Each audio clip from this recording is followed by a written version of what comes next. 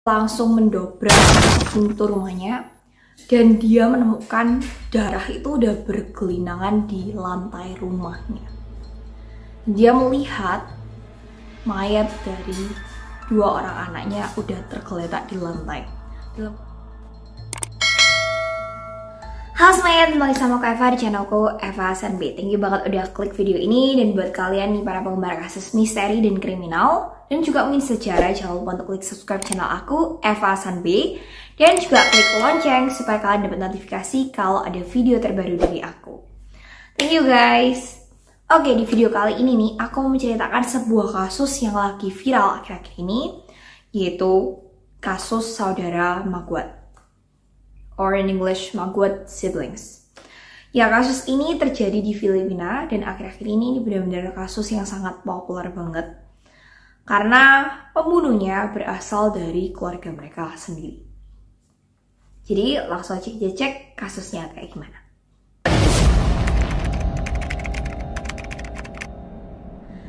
Kasus yang mau ceritakan kali ini adalah kasus yang berhubungan dengan keluarga kecil di Filipina yang bernama keluarga Maguad.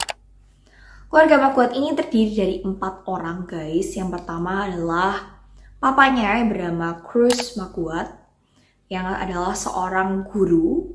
Kemudian mamanya yang bernama Lovella, yang juga merupakan seorang guru. Dan anak perempuan mereka yang masih umur 18 tahun yang bernama Crystal Gwen Maguad. Dan anak laki-laki mereka yang berumur 16 tahun yang bernama Chrisville Louis Maguad. Keluarga ini tinggal di Melang ya, di negara Filipina sana. Dan mereka ini terkenal sebagai keluarga yang hangat, baik hati, ramah, suka menolong orang lain kayak gitu. Bahkan anak pertama mereka, si Crystal Gwen ini, itu sedang sekolah di sekolah perawat guys sekarang. Di sebuah universitas gitu ya. Jadi dia ini memang punya hati yang memang ingin nolong orang lain. Nah, anak-anak mereka ini adalah anak-anak yang cukup berprestasi juga di sekolah. Jadi mereka itu banyak disayangi sama orang-orang di sekitar mereka. Karena mereka ini memang anak yang populer karena prestasi-prestasi mereka di sekolah tadi itu. Apalagi si Gwen ini ya, dia ini banyak ikut organisasi kayak gitu. Dan dia bahkan juga pinter akademisnya. Dia kalau nggak salah memenangkan kayak ratu Inggris gitu guys di sekolahnya gitu. Jadi pokoknya mereka berdua ini populer banget di sekolah. Nah, 4 orang keluarga yang suka nolong orang ini itu pada suatu hari memutuskan untuk mengadopsi seorang anak perempuan. Sebenarnya kalau dia mau adopsi banget itu juga enggak, tapi mereka lebih tepatnya kayak membantu ya, menyediakan kebutuhan dari anak ini. Anak ini bernama Janice yang masih berumur 17 tahun. Dan Janice ini diadopsi sekitar 5 sampai 6 bulan sebelum kejadian ini. Jadi kasus ini tuh terjadi pada tanggal 10 atau 18 Desember 2021 kemarin guys. Jadi ini benar-benar kasus yang baru banget, fresh, terjadi di Filipina. Dan sekarang jadi viral kasusnya. Tapi aku nggak punya sumber yang cukup untuk tahu kasus ini terjadinya itu tanggalnya tepat tanggal berapa. Pokoknya terjadinya bulan Desember kemarin. Nah, si Janice ini itu sebenarnya tinggal bersama kerabat dari keluarga Maguad ini.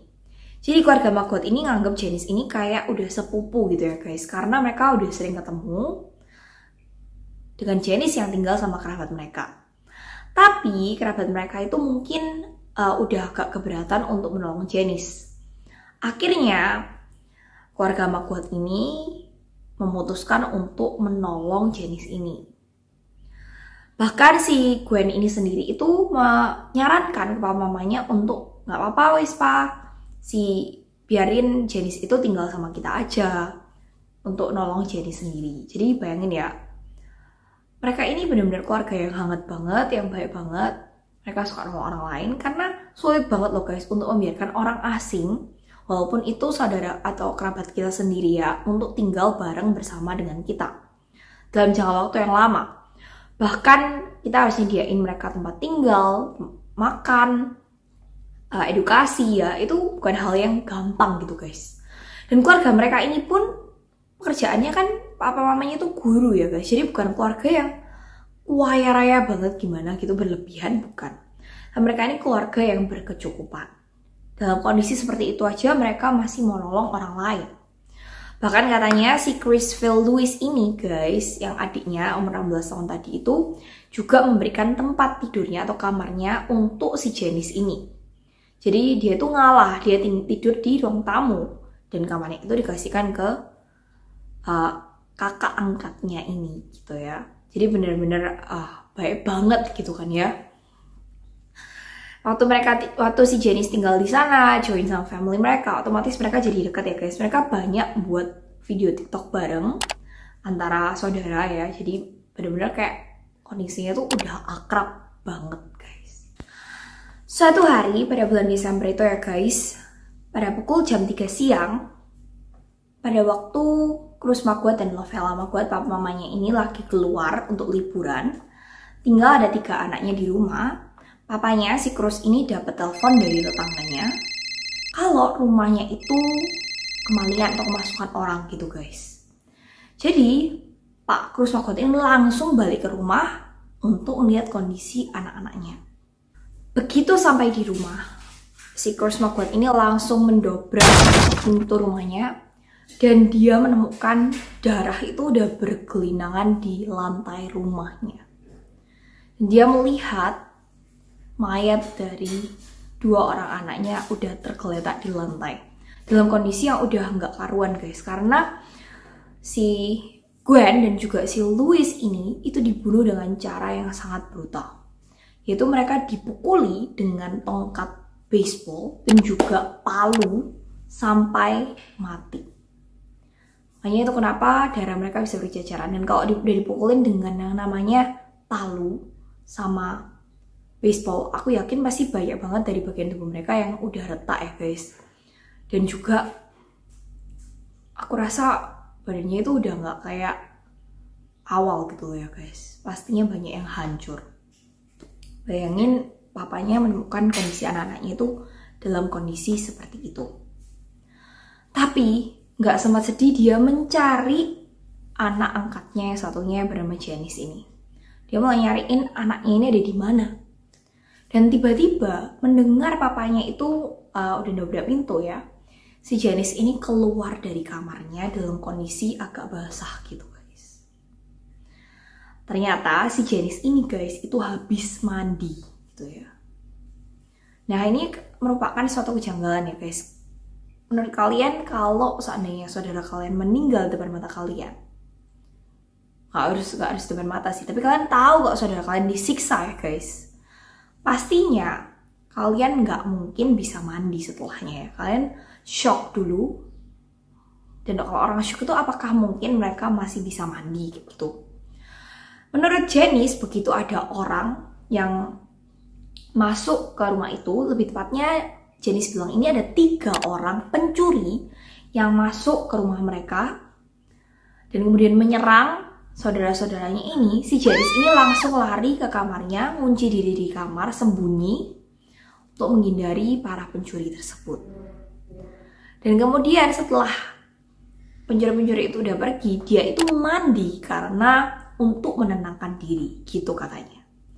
Tapi guys, kalau seandainya kalian ada di posisi Janice ya, kira-kira apa sih yang bakal kalian lakuin? Kalau aku ya, mendengar saudara-saudaraku itu diserang, aku nggak mungkin diam aja. Pastinya aku akan membantu berusaha melawan. Atau paling enggak lah, aku bakal telepon yang namanya tuh polisi ya, atau ambulans. Karena waktu itu Janice itu masih punya HP-nya guys. Jadi HP-nya Janice itu dibawa Janice terus. Jadi dia itu bisa lah untuk nelpon ke polisi.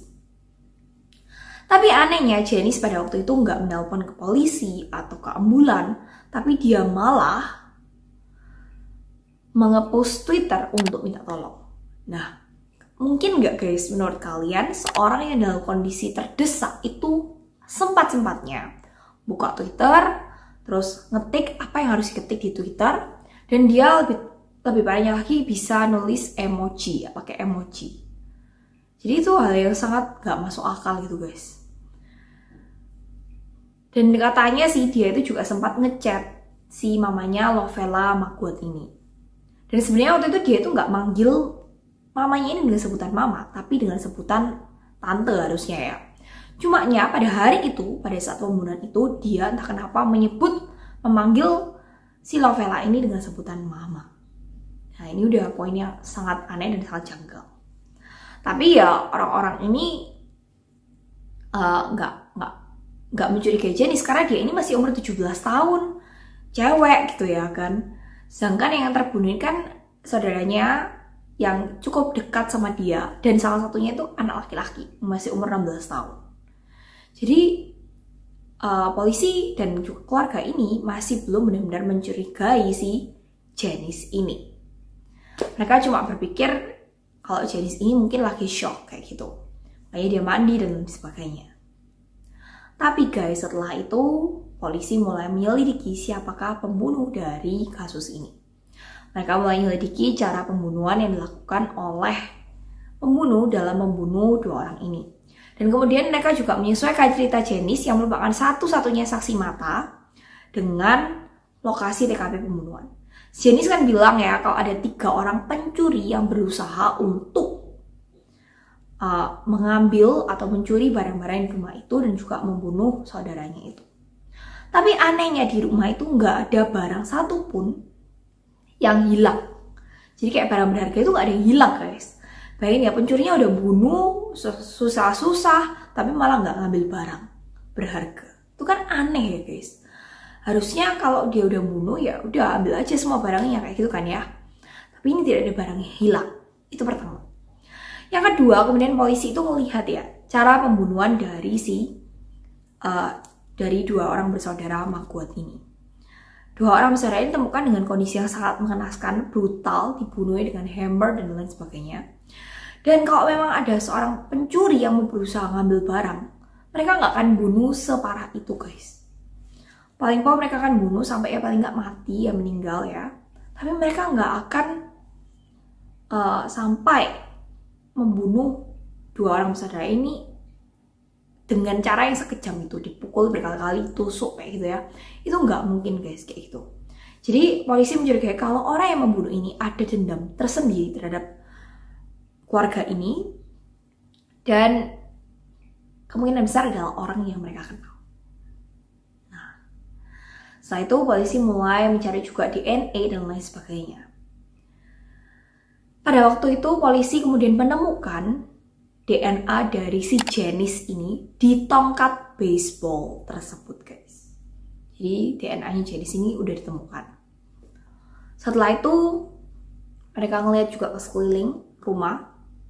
Mereka menemukan adanya baju, pisau yang berlumuran darah di taman dari keluarga Maguad itu sendiri. Dan baju itu adalah bajunya si Janice guys. Banyak temukan DNA Janice di baju tersebut. Jadi inilah yang membuat masuk akal kenapa Janice itu mandi setelah pembunuhan tersebut. Dialah pembunuhnya. Jadi mungkin waktu dia menusuk atau membunuh saudaranya, dia kemudian udah bersimbah darah, dia mau mandi untuk membersihkan jejak darah pada dirinya. Tapi memang buangnya dia kedekatan ya guys. Kalau pembunuh harusnya kan buangnya jauh. Ini dia buangnya mungkin karena waktunya mepet. Akhirnya dia membuang di taman belakangnya yang membuat dia akhirnya ketahuan. Nah, polisi kemudian mulai mencari guys. Kalau seorang anak Janice ini sendiri itu membunuh saudaranya, yang satunya laki, satunya perempuan, itu nggak mungkin. Jadi kemungkinan besar ada accomplice atau kayak partner Janice dalam membunuh saudara-saudaranya ini. Dan menurut berita yang aku baca ya guys, kata si mamanya Gwen ini, yaitu Lovella, itu bilang kalau pembunuh satunya itu adalah orang gereja mereka kayak gitu ya. Jadi orang yang juga kenal sama mereka gitu guys. Yang juga selama ini itu hubungannya baik sama mereka, tapi ternyata orang itu juga ikut membunuh dua saudara Maguad ini. Dan lebih parahnya lagi, dua pembunuh ini baik Janice maupun orang satunya yang namanya masih belum disebar luasin, itu adalah anak-anak di bawah umur, guys. Jadi belum 18 tahun. Bayangin ya, guys. Anak yang masih semuda itu bisa-bisanya berpikiran untuk membunuh saudaranya sendiri, yang bahkan udah menyediakan tempat tinggal, rumah, makanan, edukasi untuk dirinya. Dan awalnya si Janice ini nggak mengakui perbuatannya. Dia masih tetap pura-pura baik, pura-pura lemah, pura-pura shock kayak gitu ya. Dan bahkan dia sempat nulis di Twitter berduka cita untuk saudaranya yang meninggal ini. Tapi setelah itu ya guys, dengan adanya bukti-bukti itu, polisi mulai interogasi dia dan ada pengacara kan yang nemenin si Janice ini. Waktu ada pengacaranya itu, akhirnya si Janice ini mengakui kesalahannya dan dia bilang kalau dia membunuh dua orang saudaranya ini karena cemburu dan marah. Bayangin ya guys, dia ini orang asing yang udah diterima dengan keluarga ini, disediain segala sesuatunya, tapi dia masih bisanya cemburu dan marah terhadap saudara-saudaranya ini yang anggap dia kayak saudara kandungnya. Betapa kejamnya ini ya. Sampai sekarang kasus ini masih berjalan ya guys, karena yang dihukumin kan memang dua orang minors atau yang di bawah umur, dan aku masih belum tahu hukumannya apa untuk kasus ini. Tapi pastinya orang tua dari si Maguad siblings ini pastinya hancur banget ya guys. Gimana mungkin mereka nggak hancur, karena anak yang mereka adopsi, yang mereka bawa ke dalam rumah itulah yang membunuh dua anak kandungnya. Pastinya mereka sangat menyesal dan mereka pengen muter balik waktu, kalau bisa nggak ngambil anak itu ya guys. Ya tapi semoga aja keluarga ini dikuatin ya guys dalam menghadapi kehilangan anak mereka ini. Oke guys, thank you banget udah nonton kasus kali ini. Jangan lupa untuk klik subscribe di channel aku, Eva Sanbe, dan juga klik lonceng supaya kalian dapat notifikasi kalau ada video terbaru dari aku. Dan kalau ada kasus-kasus yang menarik untuk kita bahas, jangan lupa untuk komen di bawah. Thank you guys, sampai jumpa kembali di video-video berikutnya. Bye-bye.